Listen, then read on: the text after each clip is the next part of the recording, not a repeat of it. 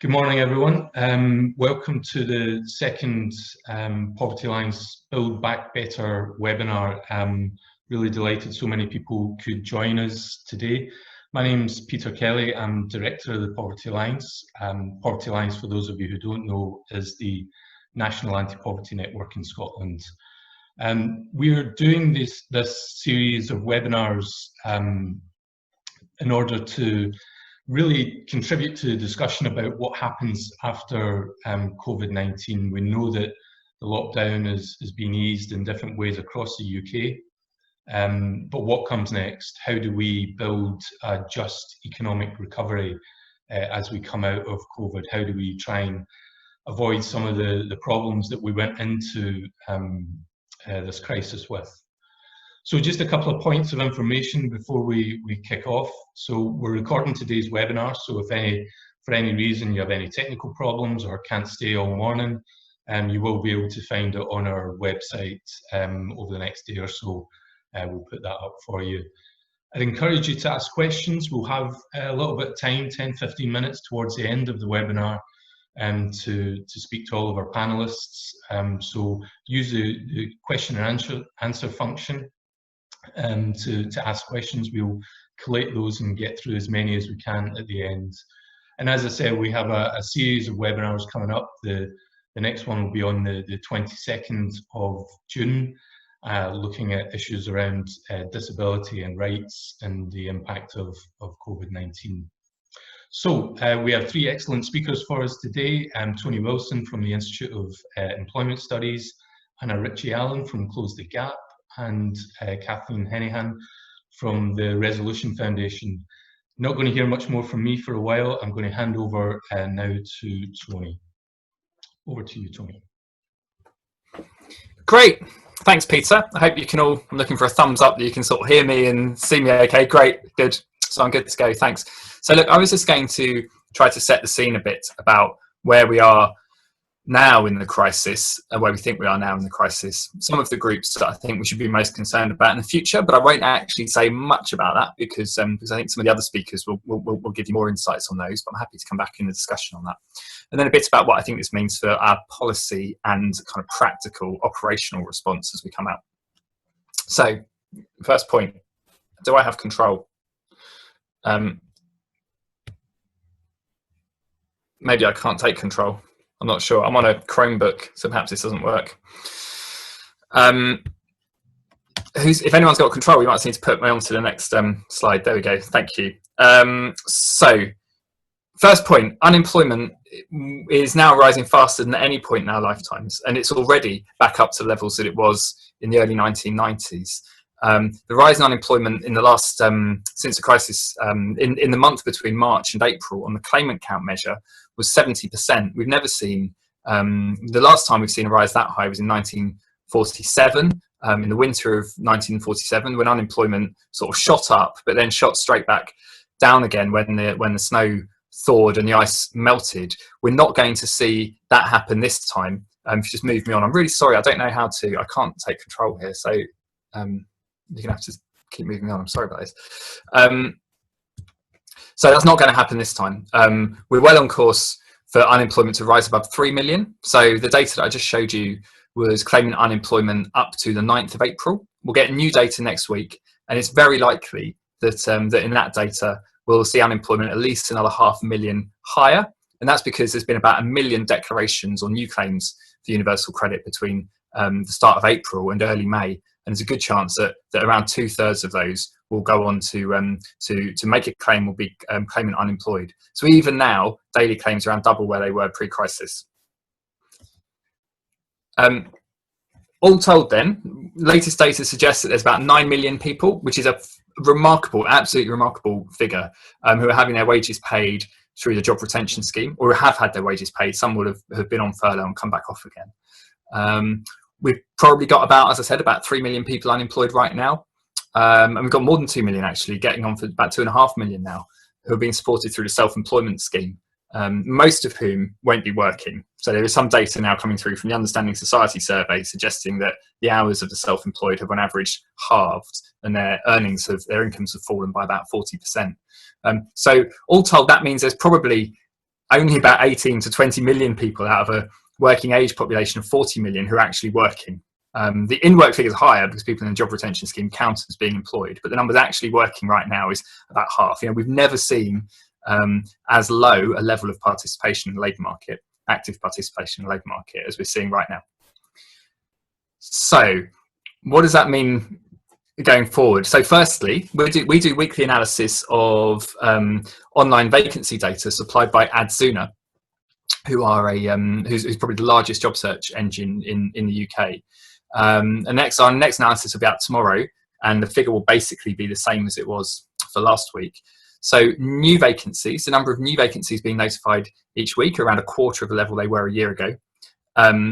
And the level of vacancies is around 3/5 what it was last year. So it's just 326,000. So you have to move on. I'm sorry, it doesn't work. If I hover over options, it doesn't. I just saw a message there. It doesn't do anything. This is the Chromebook in action. I should have used my my other book. Okay. So claimant unemployment rate. Now, looking underneath the data a little bit more, just to see how this is affecting different places differently. Claimant unemployment rates have increased the most. The rates have increased the most in areas that had highest unemployment before the crisis.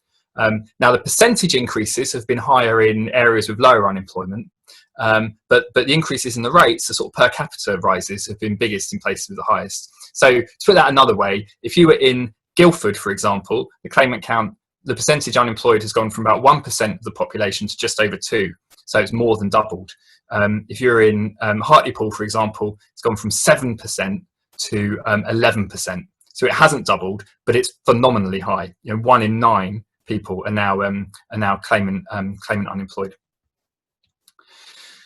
And when we map claimant unemployment rates against the number of vacancies that are available, this picture is even more stark and worrying. So this is what we've done here. This is then using Adzuna vacancy data and claimant count data, and it's showing the number of unemployed people per vacancy across the country as a whole. Before this crisis began, there was around 1.5 unemployed people per vacancy. By the 9th of April, that figure had risen to 4.5 unemployed people per vacancy. But particularly in ex-industrial and in coastal towns and in some inner cities, but also, as you can see here, in Scotland, Wales, Northern Ireland in particular, those rates are much, much higher. So to give a couple of examples, Redcar and Cleveland, there were about 20 unemployed people per vacancy, actually even before the crisis began, but that figure's now risen to 40. And in Wigan, for example, there are about 6 unemployed people per vacancy, and that's risen to 16. Now, there's a few interesting, there's a few really worrying things about that. But one point I would make is that even before the crisis began, the rates in those places were higher than they are for the country as a whole right now. So this jobs crisis, we're in a huge jobs crisis right now, but in some disadvantaged parts of the country, some disadvantaged areas, we had a jobs crisis before March. These are quite long-standing issues that we need to address and do better at addressing. So how bad could this get? This clearly hugely depends on how we progress in suppressing the virus. Even as we ease lockdown, and we're already seeing this, it's not making a substantial difference to the economic impact, because employers will not safely many employers won't try to bring people back to work unless they're confident they can do that safely. And people, of course, won't have confidence to resume their usual habits, to be going to cinemas, to be going to zoos as we can now, unless they're confident that they'll be safe. So the first priority is the public health response. It must be. But then how quickly things go back to normal, or if they would ever go back to normal, is clearly a moot point. And if they don't, then how quickly we adjust to new patterns of demand and spend our money differently, and then support the reallocation of labour and of work that would need to follow that. Is going to be really important and will large part determine the response in the coming months and coming years. Clearly, the major immediate risk is this second wave of job losses that we'll face as we wind up the job retention scheme. There's a lot of figures being bandied about. It is really hard to tell, but we know there's going to be at least 2.5 million people working in hospitality who are going to be at risk from this, and there'll be many more in some other industries and sectors. But hiring activity has not picked up. So at the moment, it's hard to see what jobs people would do as the scheme starts to wind up, as it will start to wind up from the end of July. We would argue that if we're facing a potential second wave of unemployment in end July, then we urgently need to be investing in the active labour market support that we need to help people back to work, and to be prepared, and probably to be intervening on the demand side to support job creation and job retention. This slide then just reiterates the point that this crisis will take years. This will take years rather than months to fix. And this is from a report we published back in early April, which feels like a lifetime ago, just pointing out that in every previous recession, it has taken at least 7 years for the unemployment rate to come back to where it was when the crisis began. So the x-axis here is the number of months, and the y-axis is the change in the unemployment rate percentage point. And actually, the last 2 recessions, which are the blue lines, followed a pretty similar pattern, even though the Great Recession was huge. It was a massive demand shock. Unemployment came back down pretty quick. Earnings didn't recover, but the impact on employment and unemployment was relatively muted. The early 80s recession, completely, the sort of elephant recession here, completely different shape. And even by the time I stopped the graph, it was still above where we were. We are facing a labour market shock that's affecting unemployment at the moment hugely, and I think there's every chance to think that we'll be looking more like the 80s, or even potentially more like the 30s, than we are more than the last decade. Although the truth is, we've not seen anything like this before. I mean, it's very hard to know what the course of a sort of pandemic response would look like. So, what do we do about it? Just a couple of minutes, I suppose, to round up and hand over. We and various others, there's a lot of logos on these reports, have been involved in kind of 2 pieces of work recently. One which is trying to draw together what the labour market response should look like across the piece around a number of key priorities, and the second focusing in specifically around how we can support young people, where there's particular risks and particular challenges. I think young people always lose out in recessions. You'll hear more about that, I expect, from Kathleen in a minute. And there's every reason to think that they'll be particularly badly affected this time, not least because the industries that are being most affected are ones that traditionally employ a lot of entry-level young people in work. So, I'd certainly recommend having a look at what's in these reports. The next slide just summarises the kind of immediate priorities. First is we need urgently to invest in our basic public employment services infrastructure and support. The active and positive bit of the sort of matching job preparation, job brokerage, job support that good quality public employment services deliver. So Job Centre Plus, work coaches, employment advisors, whatever you want to call them, I think are among the best in the country, and they need the freedom and the flexibility and the managerial support as well to be able to do those jobs well. Dialing down the conditionality, as we have done, focusing on the direct supportive engagement with people who are unemployed, and create creative work with employers locally. But it won't be enough. So we've got 11,000 job coaches, and that was barely enough to support 1.4 million unemployed people before the crisis. Now, unemployment is above 3 million now, and it's a tougher jobs market. So we need, we're talking about tens of thousands, probably more people needed, or at least 10,000 more people needed to be delivering that good quality public employment service support. That needs really to happen now, but it certainly needs to happen on the second bullet point before the job retention scheme begins to wind up in July, at the end of July. And that's a really short window. That would mean really with EU rules and even under accelerated procurement, assuming that this was a commissioned service, we'd need to be starting that work next week. We'd need to be inviting, starting a tender process in effect next week to have provision in place for the end of the month.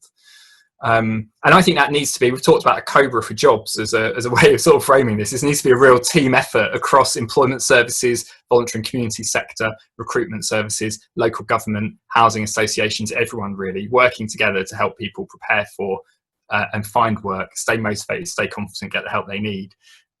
Second point then is linking this in particular to think about how we deal with redundancy response, how we help people to access the careers, employment and training support they might need if they're at risk of job loss. There's a lot of good things we can learn from for how we deal with large-scale redundancies.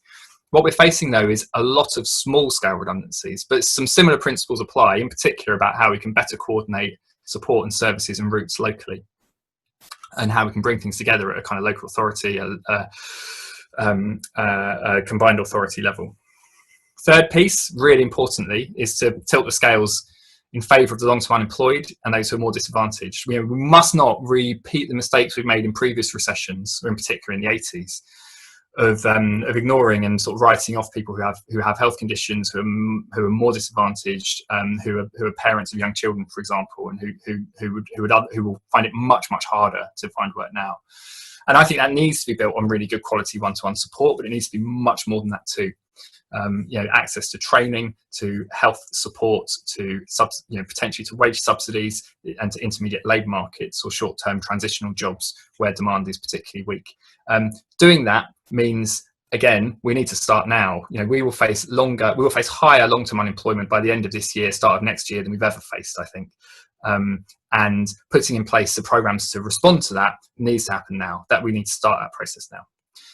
We would like to see a youth guarantee as part of that. A guarantee of a job to prevent long-term unemployment, particularly long-term unemployment, but that's a somewhat but again, we'll talk about that later. So I think I'll wrap there. There's a few more slides which you'll be able to see when they come around, which talk about never wasting a good crisis, because I do believe we can in particular look at how we can make work better and how we can address issues around employment security, which is so closely linked to people's health and their well-being. And that means engaging with employers far better and making the case far better, particularly in lower paying sectors, to improve work. And I do think we also can look at more of a system level at how our services all work together, in particular across our employment services, local government, our skills and training landscape, and health and social care. But as I say, there's a couple of slides which just illustrate that from previous work that we've been doing, and that's the one there on job quality, and then the next one is around making our services work better, with particular focus here on young people. Final point. I've not said anything about labour demand particularly. I mean, we have a massive demand crisis right now, and I think to stimulate demand, a lot of people are talking about cutting VAT. There may be a case for that. I think we also need to look at reducing employer national insurance contributions, because that will support retention and it would also support new job creation, and doing that as a temporary but potentially quite large scale measure. I think looking further ahead into next year, it is hard to know how demand will recover, but there are some reasons why we might be optimistic. If we can suppress the virus and if we can not make a mess of Brexit. We've actually done very well in protecting many people's incomes during this crisis, and so there's every reason to think that we could come back with quite a strong recovery next year. But as I say, there's two big ifs in there. We have to suppress the virus, and I think looking further ahead in the next few months, we have to have a serious conversation about whether and how we exit the European Union at the end of this year. Thank you. Thanks very much, Tony. A really great, if somewhat alarming, introduction to our discussion this morning. I think we all have a sense of the scale of the challenge that we're facing, but that really puts some numbers to it, but also some ideas there on some of the things that we can be doing. We know that the unemployment crisis that is ahead of us is not going to impact on everyone in the same way.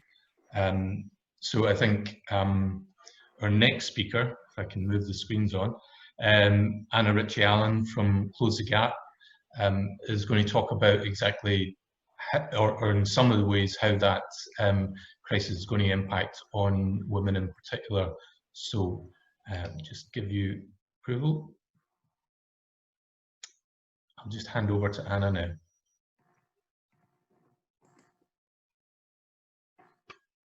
There we go. Okay, sorry, moving a bit fast there. Oh.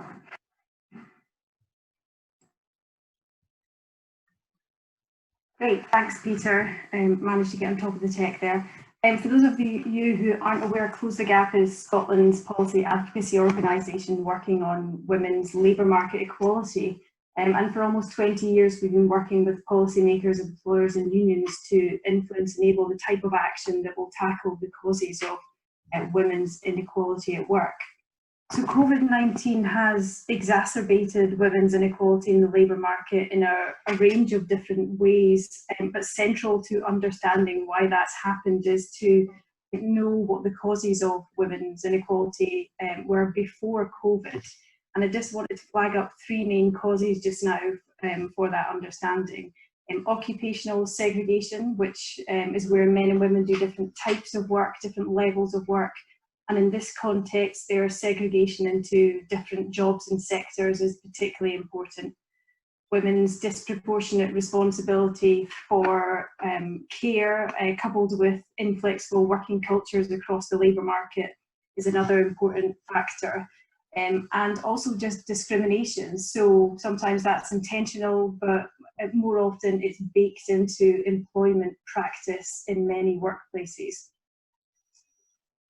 So in May, Close the Gap published a report which looked at the impacts of COVID-19 on women's labour market equality. And what we found was that COVID-19 has had a disproportionate disruption to women's employment in a number of different ways. Women are more likely to work in high exposure jobs, and that's they're more likely to be in jobs which are highly exposed to job disruption, but also to the virus itself, because they make up the majority of key workers. Women are 4 percentage points more likely to have lost their job during the crisis, and that's particularly felt in low-paid cleaning and personal care services roles, which have been most significantly affected. Women are more likely to have had their hours cut, and we find that commonly found in those female-dominated sectors and jobs such as accommodation and food services, and in admin and support services. Because women do work in different sectors than men, there's a tendency for that. That's driven the fact that women are more likely to have been furloughed, because again, they're more likely to work in a sector that's been shut down. And if you look at the detail in a bit more, the data in a bit more detail, we see Black and minority ethnic women, migrant women, younger women, women on zero-hour contracts and lone parents are overrepresented in sectors which have been shut down.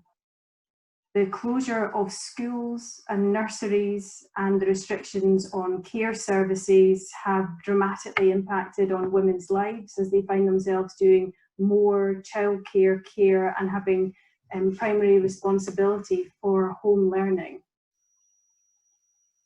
So one of the key causes of women's inequality in the labour market is this systemic undervaluation of so-called women's work. And I think one thing that COVID has done has illuminated how critical that work is to our economy. So women make up the majority of key workers in jobs such as care, cleaning, retail, nursing and teaching.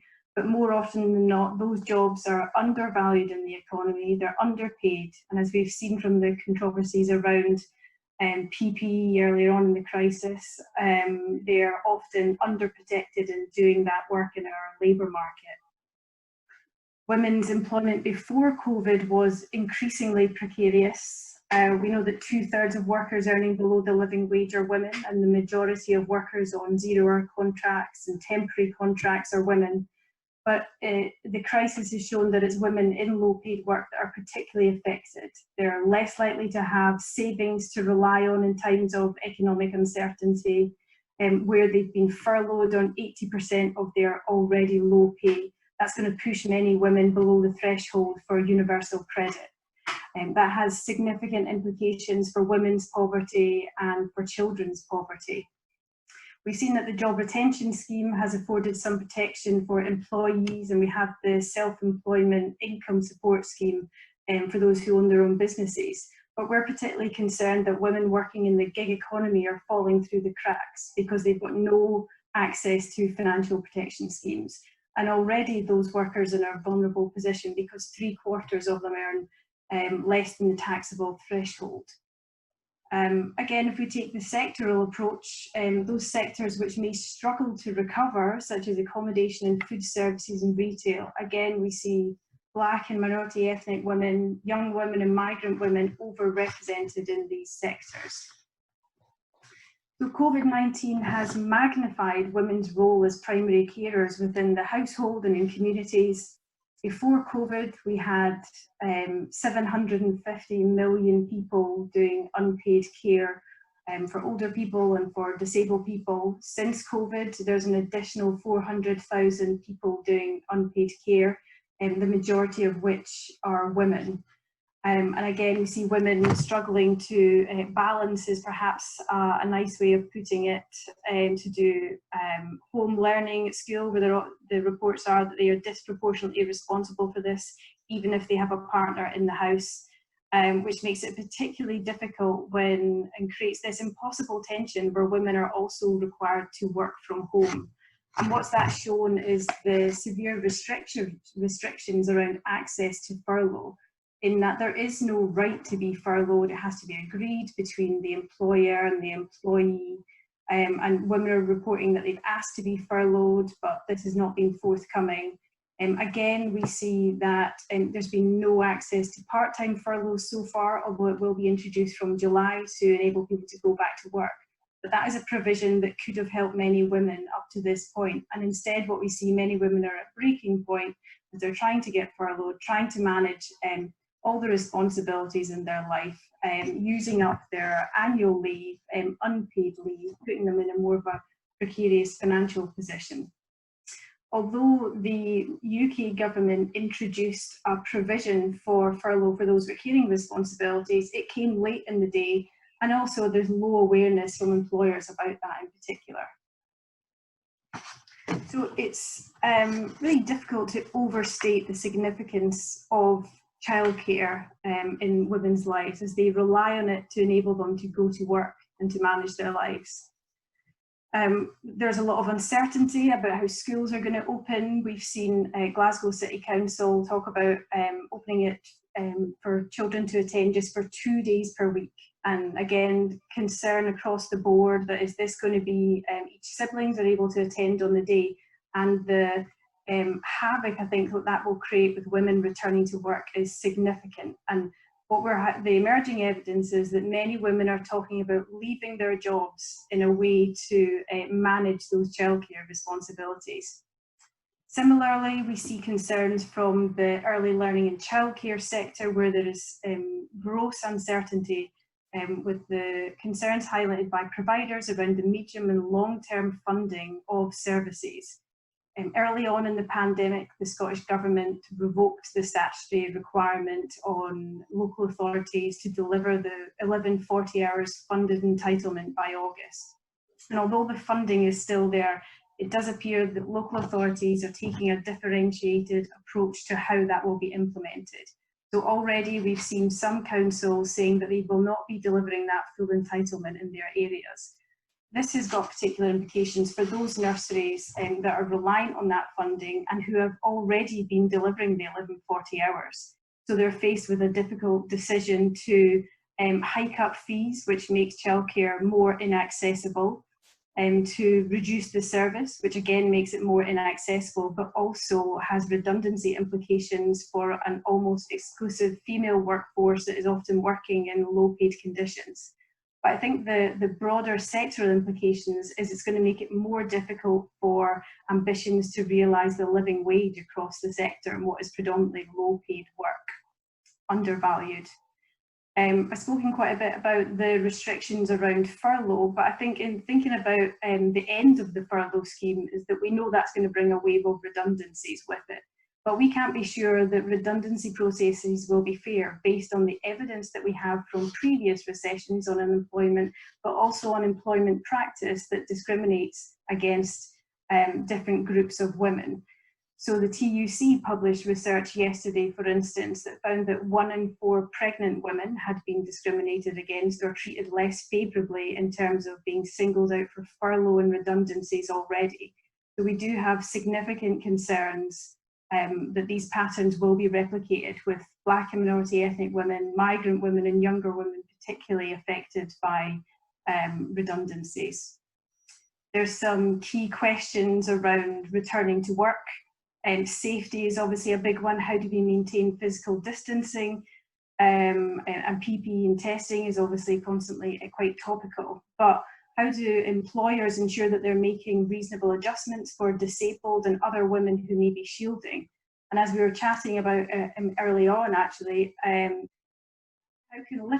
can people get to work when the infrastructure that enables them to do that, transport and care, when they're nowhere near being run at full capacity?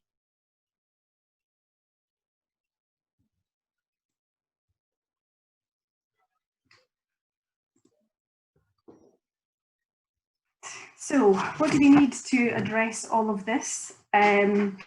We need gender-sensitive labour market policy making, and what that means is gender equality is integrated into the design of policies and programmes that are intended to recover the labour market. We need gender-sensitive, sex disaggregated data, but that has to be intersectional. It has to recognise that women are not a homogeneous group, that they have different experiences based on their multiple identities. We need gender competent policymakers and analysts because we need to know how to interpret that data and use it to inform policy making.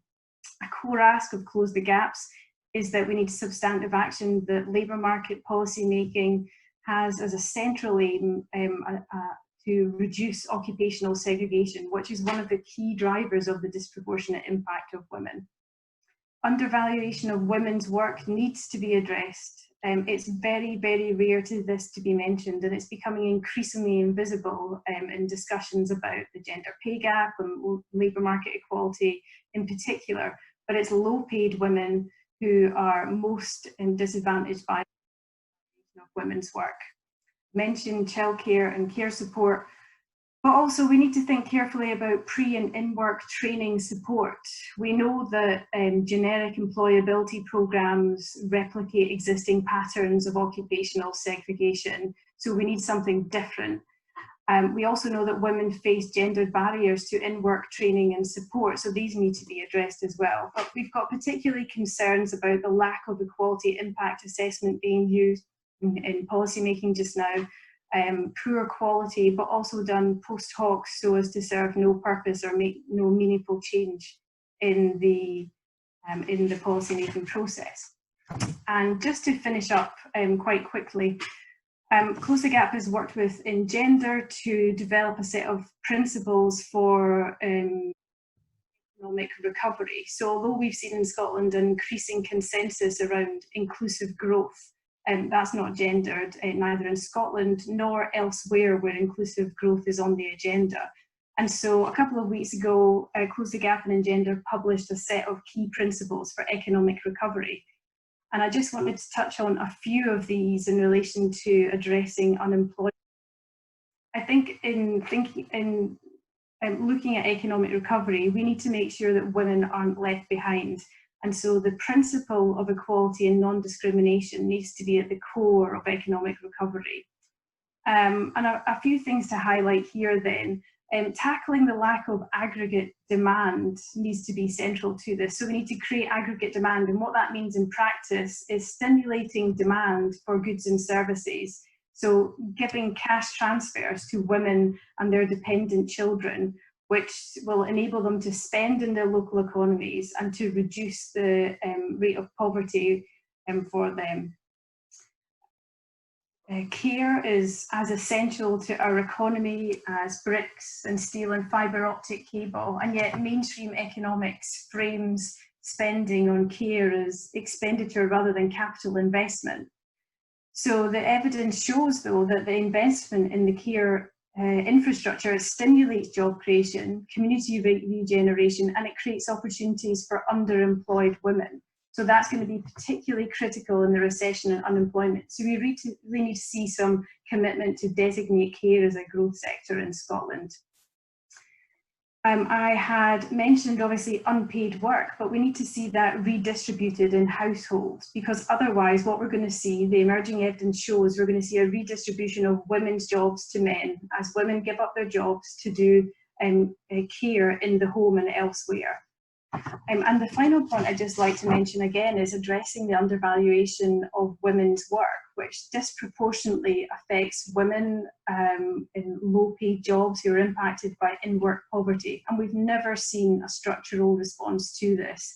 And although equal pay law is not designed to tackle sectoral systemic problems like that, so we need to see an exploration of state wage setting powers to address that at the sectoral level. And that is me. Great, thanks very much, Anna. I think really added to our, I'm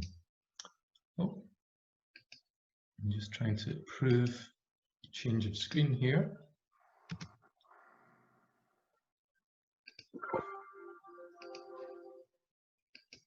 My apologies.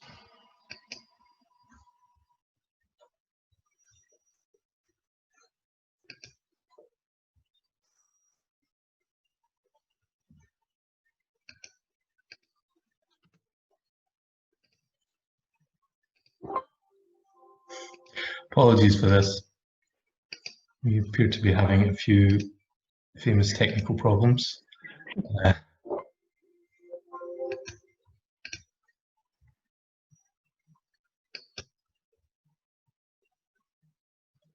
Okay.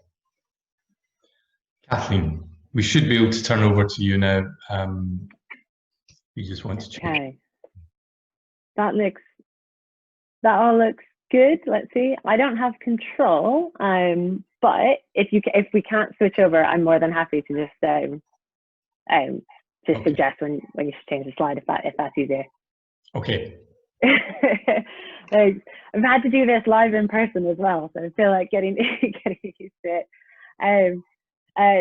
So thanks. For those of you who don't know, Resolution Foundation is a think tank that's focused on living standards for households on low to middle income. A big strand of our work includes a focus on intergenerational fairness. And with that in mind, one of the things we thought about when this crisis started to kick off was how leaving education in the midst of this crisis will scar young people's employment prospects for quite some time now. So we know, past experience tells us that young people who leave full-time education in the midst of a crisis tend to experience higher levels of unemployment. But unemployment isn't, it's not the here and now. Being unemployed whilst young will tend to scar you longer on in life.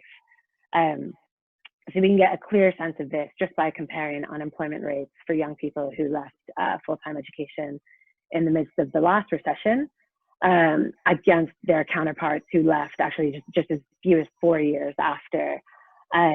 So what we find here is that, the 3 years after non-graduates left education, non-graduates who left education in 2009, they had a substantially higher levels of unemployment than their counterparts who left in 2013. So for instance, 17% of 2009 non-graduates were still unemployed 3 years after having left education, as compared to just 10% of their counterparts who left in 2013.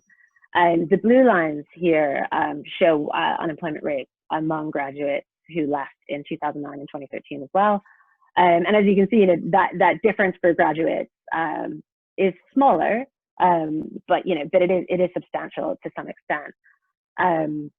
If you could just switch to the next slide, that'd be great.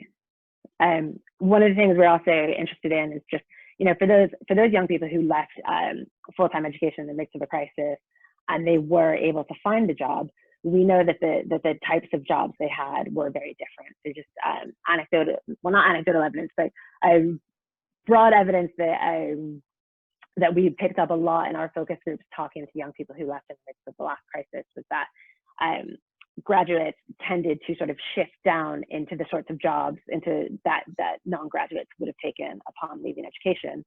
But another thing we found was that across leavers from all qualification levels, the quality of work was just a lot lower. And it makes sense, there's fewer vacancies opening up, young people leaving education, it's just going to take what they can get. So the solid lines in this chart, which is actually quite confusing on second look, the solid lines show the rate of involuntary part-time employment. So young people who want to work full-time but are working part-time because they can't find something else. And the solid lines show involuntary part-time employment among young people with different qualification levels who left during the last recession. And the dotted lines show involuntary part-time employment amongst their counterparts who left a few years after. And just in a big picture is there's a very big difference. So 3 years after having left full-time education, 23% of crisis leavers with GCSE equivalent qualifications would have been working on an involuntary part-time basis, compared to just 15% of their counterparts who left 4 years later. Next slide, please. So kind of with that background in mind, we wanted to try and get a quick sense of how we think young people leaving education in the midst of this crisis will be affected.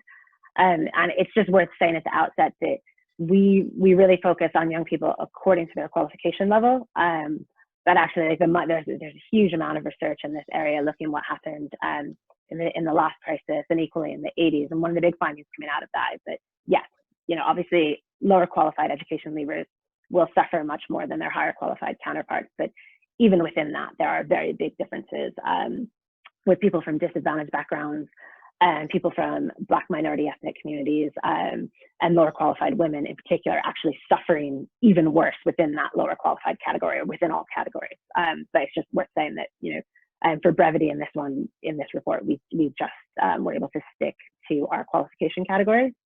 And one of the things we wanted to do was get a sense of the change in the chance of being employed that a young person would have if they left education today, compared to if they had left education under stable economic conditions. So one of the ways we did this was we took the OBR's projection for unemployment, which came out in early April, and we used a huge long data set to try and get a sense of, okay, well, given that OBR projection, how do we think this will affect different groups' employment rates? And actually, the findings were quite concerning. So in 3 years' time, the chance of being in work would be about 13% lower for graduates than it would have been had the economy just continued as it was before COVID. It'd be 27% lower for leavers with mid-level qualifications, so like equivalent to an A-level or sub-higher education degree, a sub-degree higher education qualification, and it'd be about 37% lower for those leaving with lower level qualifications, again, than it otherwise would have been.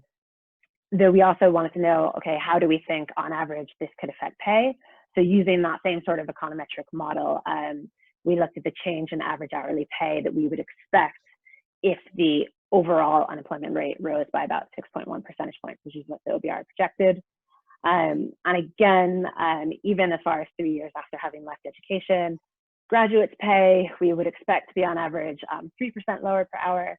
That would be about 7% for those with mid-level qualifications and 6% for those with lower level qualifications. Next slide. And obviously, this sort of econometric analysis that we did was really just based upon things that have happened in the past. We just compiled data together from the early 1990s until now.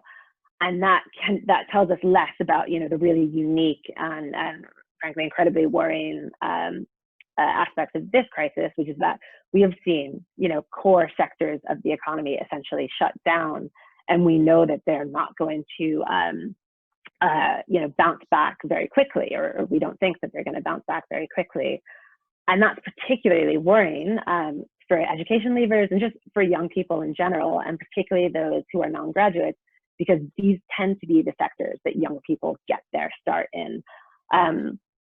So for instance, on average, over the past 10 years, in the first year after they left education, about 40% of lower qualified education leavers will find themselves working in one of these highly affected sectors. So things like, non-food and general retail, transport, hospitality, arts and entertainment, etc. And actually, even among graduates, 1 in 4 graduates will work in one of these sectors for some period of time in the year that they leave education, and more than 1 in 5 will in the following year.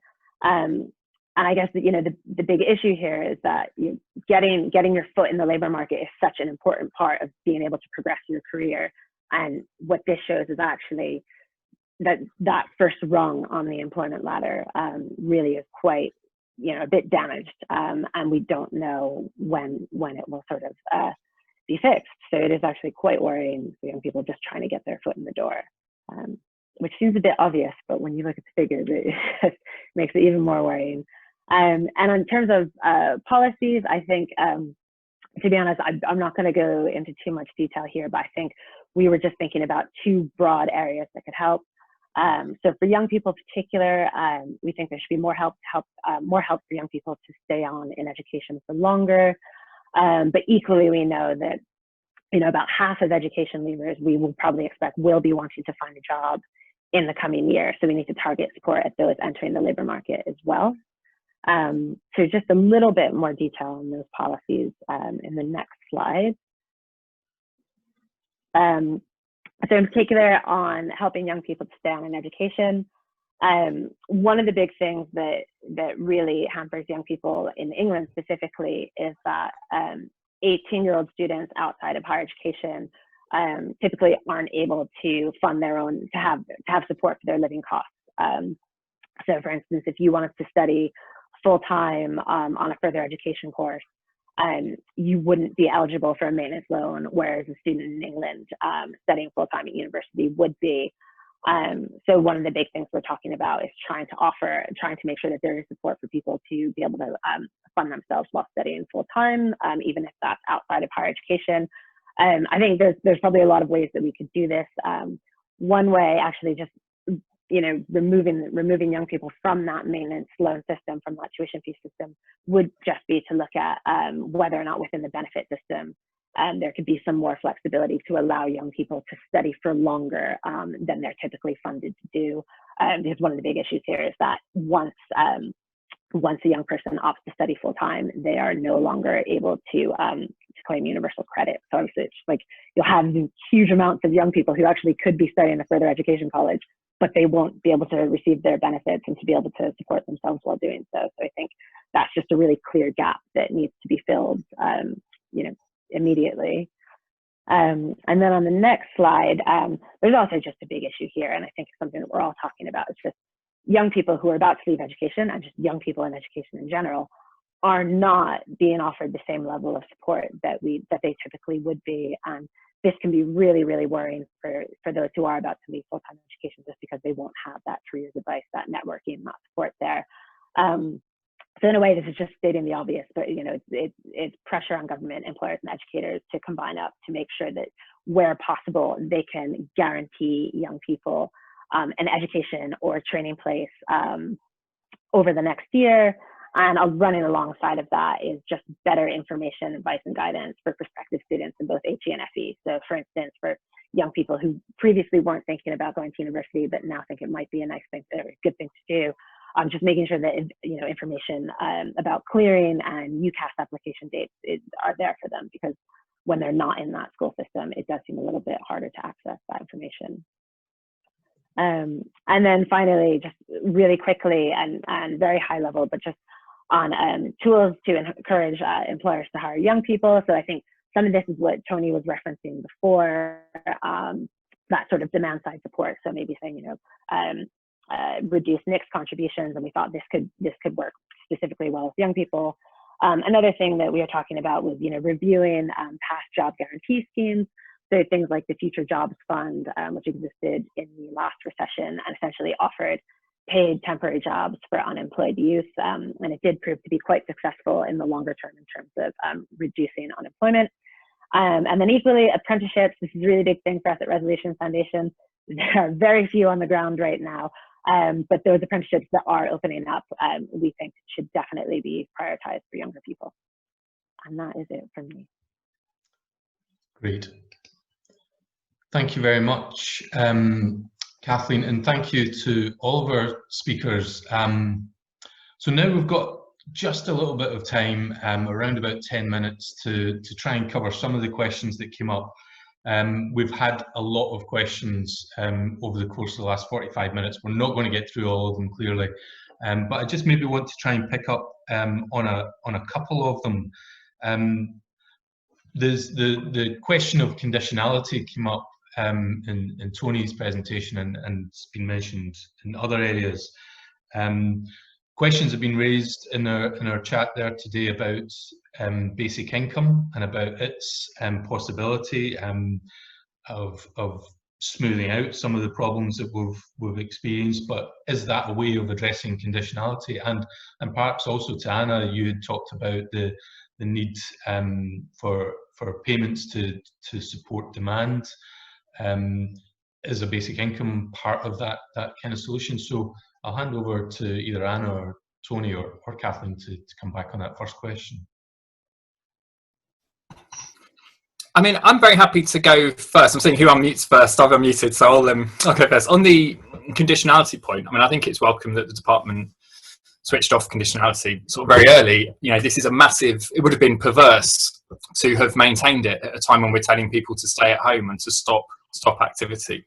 My worry is that the only other time this has happened really since the 1920s has been between 1983 and 1986, and that was not a great time for unemployment support for people who are out of work. And we have gone too far on sanctions, far too far, and the government needs to. And actually, I think the government were quite close potentially to consulting on changes to the sanctions regime that was introduced by Chris Grading, but we've gone far too far on sanctions. The idea of but my concern with what's happened on conditionality is that we must make sure that this doesn't become a shorthand for switching off employment support, because employment supports and conditionality have in essence become kind of two sides of the same coin in how Job Centre Plus has been run for decades, actually, for better and for worse. So I don't think we should be switching it back on immediately. I really don't. I think for job seekers though, we need a really clear, for people who are unemployed, who want work and want to be actively looking for work,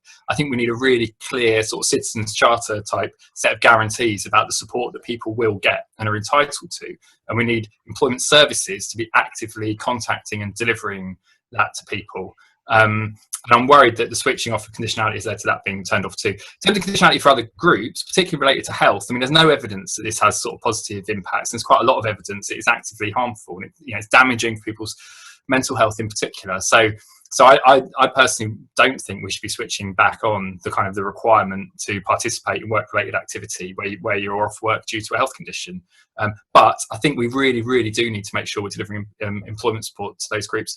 On the universal basic income point, I do think we should test something like this. I mean, I've got sort of concerns about whether a universal basic income could ever be generous enough to meet the needs of people who are disadvantaged in the labour market. And so the risk is you end up with a kind of a relatively meagre universal basic income, and then a set of additional allowances on top, and we end up back with quite a complicated benefit system. The only difference we've got between what we've got now and what we've and what that would be is the kind of the means testing of that core allowance. Now, I think there are better things that we can do in the short term to improve or to reduce the amount of means testing in the benefit system, like raising the £16,000 capital limit, like getting rid of the 2-child limit, like raising the local housing allowance to the 50th percentile, and increasing the generosity of our benefits, which are just far, far, far too low. Those are the 4 things that I would do right now. UBI, great, all up for testing something like that. But I'm not sure it's necessarily going to be a golden bullet. And there's things we can do now that we shouldn't get distracted from.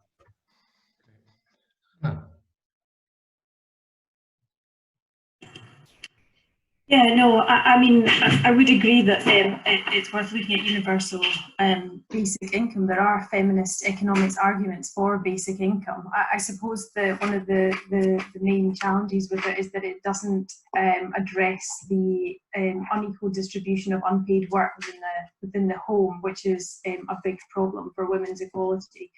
I would agree with Tony that there needs to be an urgent look at universal credit and the combination of freezes and caps and so on, which have significantly and drastically impacted women's incomes in recent years. So yeah, I think that there's not one solution to the problem itself. Just to maybe pick up on another issue that's come through, and again maybe speaks to some of the stuff that you've been talking about, Hannah, and also Kathleen, about employment support and more targeted employment support. So is there a case for particular kinds of support for, obviously we've talked about women, but also BME women? Are there other groups in terms of younger workers that specifically we can learn from previous programs that or from current existing smaller scale programs around employability that can be used to ensure that people are returning to the labour market more quickly than they might otherwise do? I throw that open. It's a very long question, my apologies. On you go, Kathleen. Okay, cool. I'll kick. Yeah, I think one of the things that we've been sort of going back and forth quite a bit on is the guarantees that we could offer specifically to young people. And I think Tony is much more familiar with some of the particular policies I'm about to mention, so please do jump in or out if I've got any of this wrong. But I think one of the things that we talked about quite a bit was just having some sort of guarantee for young people that either offers them a place for full-time education or that offers them an apprenticeship or a job. And obviously that is incredibly tricky right now, given that there are so few vacancies going around and the economy in many sectors that tend to offer apprenticeships is virtually shut down. But I think looking back at past experience shows that if you can sort of target these areas within sectors that tend to be nonprofit sectors, some public sectors, so like housing associations, for instance, you can actually find some sort of opportunities for young people. And as long as you double up that job with actual training and advice and guidance that helps them to move on to permanent employment, then that would very much be a good thing. If no one else wants to come back in on that, I think, Anna, your point about taking an intersectional approach to policy making is so critical right now, that as we start this process of recovery, and I know Anna and myself are very focused, particularly on Scottish policy making, and I'm sure at the UK level as well, there'll be a plethora of recovery groups and so on that are guiding government or giving advice to government. And I think it's so important that those groups do take into account the complexity of the equalities dimensions to make sure that we genuinely do build back better. I know we're running out of time, and we've still got questions coming in, so we genuinely aren't going to get to them all. But if maybe I could also ask that one of the themes of questions that's been coming out is, I guess, the balance between job creation and active labour market policies. So what should where should our priorities lie, or is it a case of all? But do we have priorities, or is the idea of active labour market when unemployment has gone up, will go up so significantly, is that something that we just need to put in the back burner and we need to focus on job creation in the style of Green New Deal kind of approach? I'm happy to take that, because I felt like you probably could tell from my presentation of it. I got to the end of the presentation. Oh my God, I've not really said anything about job creation, and this is like, we're in a massive demand crisis right now, and also there's an opportunity to think about what jobs do we want to create and how can we create better work in the future. So those questions that said what you're talking about, I think fair enough, fair challenge. So sort of 2 points I make. The demand crisis is right now. I mean, it's immediate. What can we do to support job retention as the JRS starts to wind down and get employers back creating vacancies again? A lot of that is about confidence, and it's about our ability to deal with this public health crisis and suppress the virus. And we'll have different views about that, and many of us don't feel very confident about that. But the other things we can practically do is reduce the employer national insurance in the short term for particular groups, or just reduce it for everybody by quite a lot. Speaking as an employer, we pay £150,000 a year in employer national insurance. If that were like £50,000 a year, for example, we would undoubtedly hire more. If actually the government said we'll give you 10% off the next person you hire, that probably wouldn't actually affect our decision making much, because it wouldn't be much. And we're not in a position to hire, because like many organisations, we've been really hit hard, as many of you have. So there is something about that. What is it that's holding employers back? It's they don't have the money and they don't have the confidence. Thinking though about job creation for the future, I'm really sceptical about whether there are shovel-ready schemes that can create jobs in the next few months, because of the state we're all in terms of actually trying to do that. And construction sites, aren't barely opening up. HR departments wouldn't have the time or space to do it. So. And even I think many of the organisations that would really, and I am advocating for it. I mean, I designed and ran the Future Jobs Fund when I was in government 10 years ago, and I think we need it desperately, something like that. But it's not going to create jobs right now. Something like that will create jobs by the end of the year, I hope, probably early next year. Last time out, it took us 9 months, and that was with a massive rush and a team of 30 people. It took us 5 months from when it launched to the first jobs, but that was 30 jobs in Barnsley Council. The main jobs came on in January. That was 7 or 8 months after it launched. It will take time. And I don't know if we'll have a demand crisis in the early part of the new year. I really don't. I don't think any of us do. So I think we need to create the structures so we can create those jobs now. And we can talk more about Future Jobs Fund, but it's a very specific type of intervention. It's not really about green jobs and long-term jobs. It's about transitional jobs that also address an immediate demand issue. But none of us really know where we'll be next year. It may not be as bad as some of us fear it might be now. So it's more, I think there is a point about how can we build these structures to enable us to turn that on when we get there, if we need it, without necessarily thinking the answer is going to be $1 billion here, $1 billion there. I mean, we need to, yeah. This is really hard, I think. I can see why government are taking their time on it and struggling with it, actually. I was just going to add to that. I mean, and I think what's equally important is that we give thought to who's benefiting from the job creation itself, and that the strategies for investment and for development recognise the occupational segregation and the inequalities that women face. So in thinking about the outcomes, we have to also think about the process to make sure, to go back to the point about repatterning growth itself, to make sure that all groups of women are included, and it's not just another round of jobs for the boys, which is what we see with repeated recessions. Thanks, Hannah. Kathleen, I'm going to turn to you for any final words because we are out of time. No, I think just to absolutely second that point, one of the things that we look at a lot in our vocational education work is that it's heavily gender segregated, and one of the things that makes me particularly worried when about the types of job creation programs that are being promoted. They are very, obviously they could be very helpful in the longer run, but we need to make sure that training for that does not reinforce the occupational segregation that we see, particularly across gender at the moment. Okay, I'm sorry to bring it to a close. I feel as though we could discuss these issues for a good deal longer. As I'd said at the start, this is a series of webinars, and we will get into some of the points that have come up here in more detail, and that's, I think, the benefit of having this quite flexible structure, is we can pick up on issues and go into them in more detail. So just to finally say, the questions that have been submitted, we will collate those, we'll circulate them to Anna, Tony and Kathleen and try and get as many answers, and we'll post that on our website when that's done. The slides will go up on the website today, and the video will go up as soon as we can edit out all the bloopers, so that might not be possible.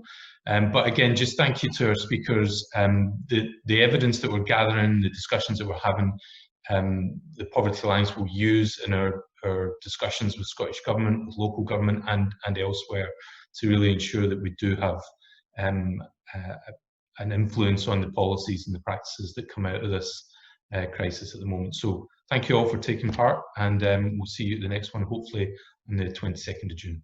Best wishes.